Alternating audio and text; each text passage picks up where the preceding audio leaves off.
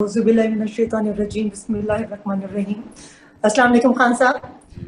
खान साहब, मेरा आपसे सवाल करने से पहले मैं ये कहना चाहूँगी कि पाकिस्तान की 75 साल तारीख में आपका किरदार हम सब के सामने है। एक क्रिकेटर की हैसियत से आपने आगाज़ किया और आपने बहुत ज़्यादा कामयाबी हासिल की। उसके बाद एक पॉलिटिशियन की हैसियत से भी आप जब इस फील्ड के अंदर आए तो भी आपका किरदार हमारे सामने है। जो हमें सबसे ज्यादा आम बात नजर आई कि आपके कौलो फेल में कोई तजाद नहीं है। आपने शोहरत और पैसे को बहुत छोटी उम्र में देखा तो उसका कोई लालच आपके अंदर नहीं था।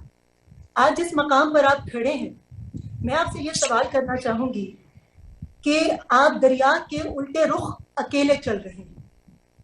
इतनी बड़ी बड़ी बैरूनी ताकतों के सामने आप सीसा पलाई दीवार की तरह खड़े हो गए। गुज़िश्ता 40-45 सालों से सब कॉन्टिनेंट के अंदर जिन मुमालिक को हम एड्स देते थे, आज हम उनसे एड्स लेते हैं। हम स्टोनेज इरा की तरफ वापस चले गए हैं। तो मैं आपसे ये पूछना चाहूंगी कि आप बैरूनी ताकतों से बेखौफ होकर सिर्फ खुदा पर अपने ईमान और यकीन के साथ तन तनहा कैसे आने वाले वक्तों में पाकिस्तान को तरक्की की मनाज़िर की तरफ लेकर जाएंगे? देखिए रीमा, मैं आपको एक बात बताऊं।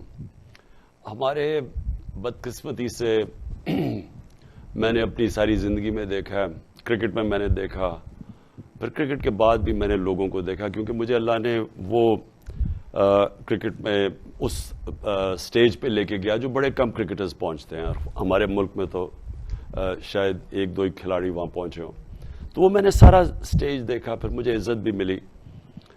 फिर मैं जब उसके बाद निकला तो तब भी मैं बड़े मुख्तलिफ किस्म, क्योंकि मैंने एकदम बजाय क्रिकेट में रहने के मैंने एक नई ज़िंदगी, हॉस्पिटल बनाना और फंड रेजिंग, फिर उसके बाद पॉलिटिक्स, तीसरी मेरी ज़िंदगी थी।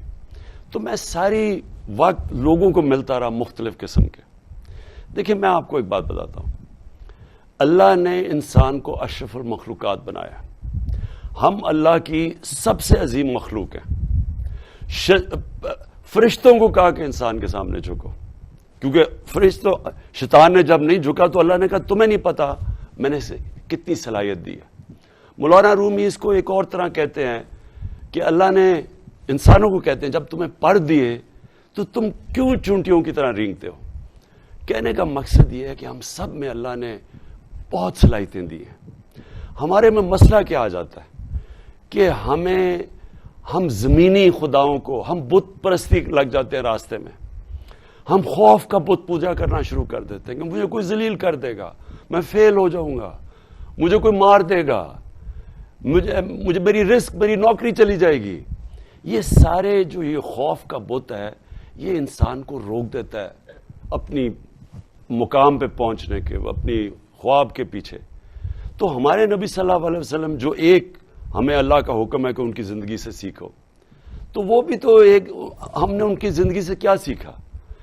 वो इंसान जो सादिक और अमीन था, 40 साल, वो सिर्फ 10 साल, जब 40 साल के बाद उनको नबूवत मिली, 10 साल सिर्फ 40 लोग मुसलमान हुए थे। हर किस्म की मुश्किल उनको उठानी पड़ी।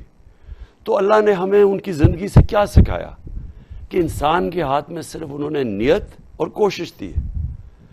अल्लाह का जब फैसला होता, तो जब 13 साल के बाद वो मदीना की रियासत संभाली, तो देखते देखते उन्होंने दुनिया की तारीख ही बदल डाली। यानी किसी इंसान ने वो नहीं किया जो उन्होंने उस 10 साल में करके, यानी दुनिया में वो इनकलाब आया जिसकी कोई मिसाल ही नहीं है। तो हमें जब वो अल्लाह कहता है उनकी रास्ते पे चलो, तो उनका रास्ता मुश्किल रास्ता है, लेकिन जिन लोगों के पास ये कुव्वत होती है अपने खौफ को काबू पाने के, और अल्लाह में ईमान रख के, और ला इलाहा इल्लल्लाह में मानने की, कोई नहीं है खुदा अल्लाह के सिवा, वो ही लोग बड़े काम करते हैं। तो इसलिए मुझे कोई खौफ ही नहीं है।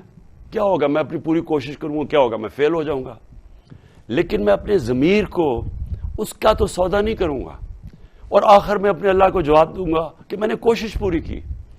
और यही सिर्फ वो हमारे से एक्सपेक्ट करता है, हमारा अल्लाह। हमें आप पर फख्र है खान साहब। खुदा आपको सलामत रखे और आपके मकासद में आपको कामयाबी अता करे। जी।